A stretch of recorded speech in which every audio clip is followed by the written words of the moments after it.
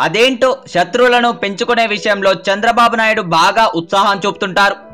మొన్నటి ఎన్నికల్లో చంద్రబాబు నిజంగా పోరాడింది ఎవరిపైనో చెప్పమంటే టీడీపీ నేతలు కూడా బుర్ర గోక్కోవాల్సిందే. ఎందుకంటే ఏ రోడ్డు షోలో చూసినా, ఎక్కడ బహిరంగ సభలో మాట్లాడినా కాసేపు జగన్మోహన్ రెడ్డి, కొద్దిసేపు కేసీఆర్, తర్వాత నరేంద్ర మోడీని ఎంతలా తిట్టారో అందరూ చూసిందే. తాజాగా ఎన్నికల కమిషన్ వంతు వచ్చింది. అవును, తన శత్రువుల జాబితాలో చంద్రబాబు కొత్తగా ఈసీని కూడా చేర్చారు. చంద్రబాబుకు ఏ కొంచెం ఇబ్బంది వచ్చినా దాన్ని ఎవరో ఒకరిపై నెట్టేసి వారిని ఇష్టం వచ్చినట్లు తిట్టి కసి తీర్చుకోవడం బాబుకి చాలా ఆనందం. మొన్నటి వరకే కాదు, ఇప్పుడు కూడా జగన్ను అలాగే తిడుతున్నారు. ఇప్పుడు కొత్తగా ఎన్నికల కమిషన్ మీద కూడా అలాగే మండిపడుతున్నారు. టీడీపీని ఓడించేందుకు ఎన్నికల కమిషన్ ఏపీ ఎన్నికలను మొదటి షెడ్యూల్లోనే పెట్టిందంటూ పాత పాటనే కొత్తగా అందుకున్నారు. నిజానికి ఎన్నికల షెడ్యూల్ను నిర్ణయించేది, ప్రకటించేది కేంద్ర ఎన్నికల కమిషన్ అన్న విషయం అందరికీ తెలిసిందే.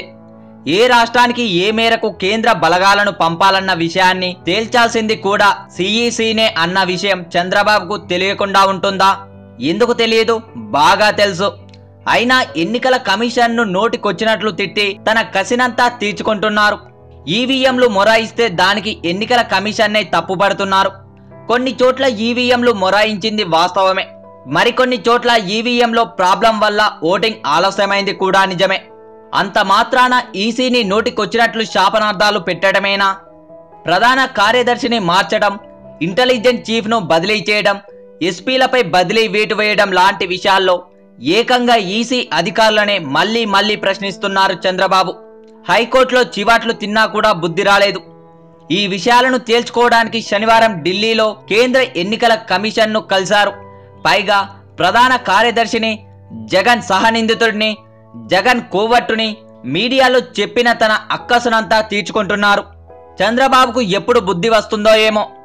గతంలో ఎవరు ఈసీ అధికారులను ప్రశ్నించలేదు. ఎన్నికల సమయంలో బదిలీలు సర్వసాధారణమే. ఈ విషయంలో ఎన్నికల కమిషన్ అధికారులను ఎవరు ప్రశ్నించేందుకు లేదన్న కనీస ఇంగితం కూడా చంద్రబాబు మర్చిపోతున్నారు. అన్నీ తెలిసి కూడా ఈసీతో గొడవకు దిగుతున్న చంద్రబాబును చూసి ఏమనాలో టీడీపీ నేతలకే అర్థం కావటం లేదట.